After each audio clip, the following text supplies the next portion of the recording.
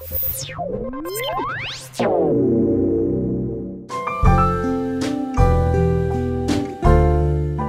ร่วงมันเป็นเรื่องธรรมชาติผมคนเราร่วงอยู่แล้วมันไม่มีวิธีไหนที่จะห้ามผมไม่ให้มันไม่ร่วงได้ผมคิดว่าคนเราเนี่ยผมร่วงเนี่ยเป็นประจำได้ทุกวันเนื่องจากผมของคนเราเนี่ยงอกใหม่ทุกวันคราวนี้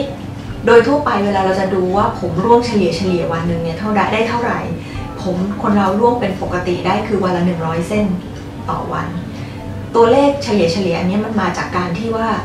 อันแรกคือผมบนหนังศีรษะของคนเราเนี่ยทุกคนมีเฉลี่ยประมาณ1 ล้านเส้น1 ล้านเส้นต่อ1ศีรษะ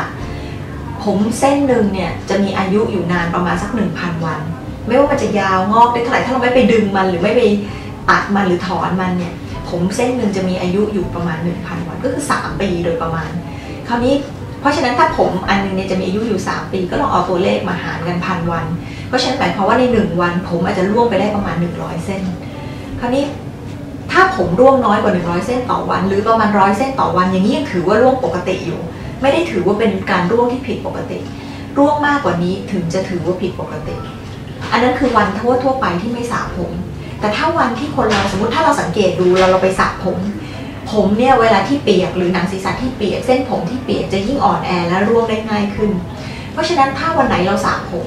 ผมเปียกมีโอกาสจะร่วงได้มากขึ้นวันที่สระผมเนี่ยสามารถร่วงได้ถึง200เส้นต่อวันคือร่วงได้มากขึ้นเป็น2 เท่าเพราะฉะนั้นถ้าวันไหนสระผมแล้วผมร่วงน้อยกว่า200ก็ยังถือว่าปกติอยู่ต้องร่วงมากเกิน200เส้นถึงจะถือว่าผิดปกติถ้าสมมุติว่าเราเนี่ยคิดว่าเราผมร่วงอย่างผิดปกติเราจะมีวิธีดูได้ยังไงว่าผมเราร่วงผิดปกติจริงๆอันแรกก็คือเราสามารถตรวจได้ด้วยตัวเองก่อนโดยทั่วไปเรามีเทสพิเศษที่เวลาที่หมอเนี่ยจะเทสว่าให้คนนี้ผมร่วงแบบที่ร่วงแล้วเยอะผิดปกติเนี่ยยังไงหมอก็จะใช้วิธีจับเส้นผมเนี่ยออกมาเป็น1 กรัมหนึ่งอาจจะอยู่ที่สักประมาณ50เส้นโดยประมาณเสร็จแล้วลองรูดผมของตัวเองดูถ้าสมมุติว่าเราดึงผมรูดออกมาตลอดสุดแล้วเนี่ยมีผมร่วงติดมือออกมาเนี่ยอยู่ประมาณสัก5-6 เส้นอย่างเงี้ยถือว่าผมร่วงมากผิดปกติคือปกติคนเราถ้าเราดึงผมทั่วไปบางทีมันอาจจะร่วงติดมือมาสัก1 เส้นถึง2 เส้นอย่างนี้ยังถือว่าปกติอยู่เพราะฉะนั้นอันนี้เป็นอันแรกที่เราจะตรวจด้วยตัวเองได้ว่าเอ๊ะฉันผมหลุดร่วงง่ายผิดปกติไหมถ้าสมมุติว่าผมหลุดร่วงง่ายในลักษณะที่หยิบออกมาแล้วติดเป็น5-6 เส้นอย่างเงี้ยเราต้องไปหาสาเหตุว่าสาเหตุเกิดจากอะไรสาเหตุก็มีได้หลายอย่างเริ่มตั้งแต่อันแรกคืออาจจะมีอาการเจ็บป่วยในช่วงระยะเวลาประมาณสัก6 เดือนที่ผ่านมาคนบางคนไม่เข้าใจคิดว่าผมร่วงเยอะๆจะต้องมีการป่วยอยู่แถวๆช่วง3 วัน 7 วันจริงๆไม่ใช่ถ้าเราเคยป่วยในช่วงประมาณสัก3 เดือนถึง6 เดือนที่ผ่านมาแล้วอยู่ๆผมมันร่วงเยอะอย่างเงี้ยยังถือว่าเป็นการป่วยครั้งนั้นเป็นสาเหตุได้นอกเหนือจากการเจ็บป่วยแล้วก็จะมีการเข้ารับการผ่าตัดการคลอดลูกหรืออะไรก็ตามที่เราต้องเสียเลือดมากพวกนี้เนี่ยทำให้เกิดผมร่วงเยอะๆได้อย่างคนที่ตั้งครรภ์หรือท้องเสร็จปุ๊บแล้วเนี่ยพอคลอดลูกเสร็จในช่วงแรกๆผมอาจจะยังไม่ร่วงผ่านไปสัก 3-4 เดือนผมจะค่อยๆร่วงเยอะขึ้นอันนี้ถือเป็นปกติของคนหลังคลอดที่จะมีผมร่วงได้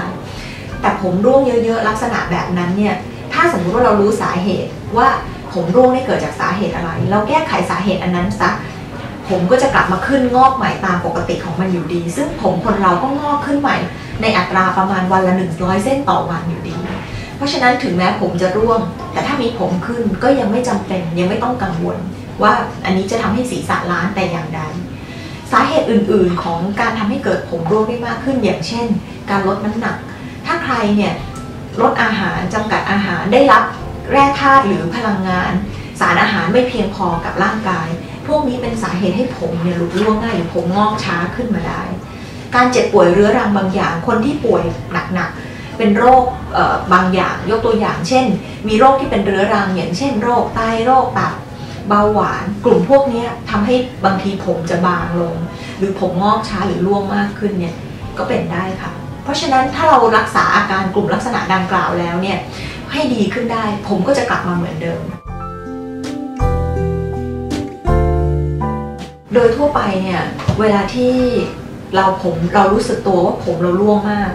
ถ้ ถ้าสมมุติว่าเราจับแล้วเห็นผมร่วงเยอะๆแบบที่หมอพูดไปเมื่อกี้เนี่ยหมอแนะนำว่าจะให้ดีที่สุดคือควรไปพบแพทย์เพราะแพทย์เนี่ยจะสามารถวินิจฉัยอาการผมร่วงลักษณะอย่างนี้ว่าตกลงเกิดจากสาเหตุอะไร จะได้รักษาได้อย่างถูกต้องถ้าสมมุติว่าเป็นสาเหตุบางอย่างที่รักษาได้แต่คราวนี้เนี่ยมันก็จะมีผมร่วงบางอย่างที่เป็นธรรมชาติหรือจริงๆบางทีผมไม่ได้ร่วงแต่ลักษณะผมบางเห็นหนังศีรษะมากขึ้นพวกนี้เนี่ยจะเป็นอีกกลุ่มหนึ่งที่เรียกว่าผมบางจากกรรมพันธุ์คนไข้พวกนี้ก็จะเหมือนผู้ชายที่ศีรษะล้านเวลาอายุมากขึ้นหรือผู้หญิงบางคนก็จะผมบางในกรณีที่มีคุณพ่อหรือคุณแม่ผมบางอยู่แล้วตอนที่อายุมากขึ้นอย่างเงี้ยถือว่าเป็นผมบางที่เกิดจากกรรมพันธุ์กลุ่มพวกนี้จะเป็นพวกที่รักษายากกว่าเพราะว่ามันถือว่าผมที่บางอันนี้เกิดจากเหมือนกับเป็นลักษณะการแก่ของเราที่เราจะต้องเผชิญเวลาที่เราอายุมากขึ้นแต่ปัญหาก็คือผมบางจากกรรมพันธุ์บางทีหรือเห็นผู้ชายศีรษะล้านบางทีมันเกิดได้ตั้งแต่อายุน้อยๆเลยบางคน10กว่า20กว่าก็เริ่มผมผู้ชายก็เริ่มผมบางแล้วพวกอย่างนั้นก็มีเหมือนกันกลุ่มพวกนี้การรักษาอาจจะไม่สามารถรักษาด้วยตนเองได้เนื่องจากจะต้องใช้ยาบางอย่างในการปลูกผมหรืออาจจะต้องมีการกินยาบางอย่างเพื่อกระตุ้นให้ผมเนี่ยงอกขึ้นมาซึ่งยาเหล่านี้เนี่ยเป็นยาควบคุมจะต้องสั่งจ่ายโดยแพทย์เท่านั้นเพราะฉะนั้นคนไข้ในกลุ่มนี้หมอแนะนำให้ปรึกษาแพทย์ดีกว่าค่ะเรามีวิธีดูแลเส้นผมยังไงให้มันร่วงน้อยลงอันแรกง่ายที่สุดเลยคือเรารู้อยู่แล้วถ้าผมเปียกหรือเราสระผมบ่อยผมมันจะร่วงได้มากขึ้นเพราะฉะนั้นส่วนใหญ่เราก็ไม่ได้แนะนำให้คนไข้สระผมบ่อยสระผมทุกวันสระผมเนี่ยมากที่สุดวันเว้นวันก็พออาทิตย์หนึ่งสัก3 ครั้งหมอว่าแค่นี้ผมก็สะอาดละผมยิ่งเปียกง่ายก็ยิ่งร่วงง่ายมากขึ้นเพราะฉะนั้นก็อันแรกอันนี้เป็นวิธีการดูแลด้วยตัวเองอันที่2คือเส้นผมเนี่ยเป็นอวัยวะที่จริงๆมันตายไปแล้วการบำรุงอะไรลงบนผมเนี่ยโดยการทาลงไปบนผมเนี่ยส่วนใหญ่ไม่ได้ประโยชน์กับตัวผมแต่การบำรุงที่ถูกต้องคือการบำรุงลงไปบนหนังศีรษะเพราะฉะนั้นเนี่ยสมมติถ้ามียาอะไรก็ตามที่ทาเนี่ยลงบนผมไม่จำเป็นต้องทาบนผมทาลงบนหนังศีรษะเพื่อที่จะได้ซึมลงไปในรากผมอันนั้นเป็นวิธีการดูแลด้วยตัวเองที่ถูกต้องมากกว่าการใช้ครีมนวดหรือการใช้ครีมอะไรก็ตามบำรุงพวกนี้ไม่ได้ซึมเข้าไปลงสู่เส้นผมได้โดยตรงอย่างมากก็เคลือบอยู่บนเส้นผม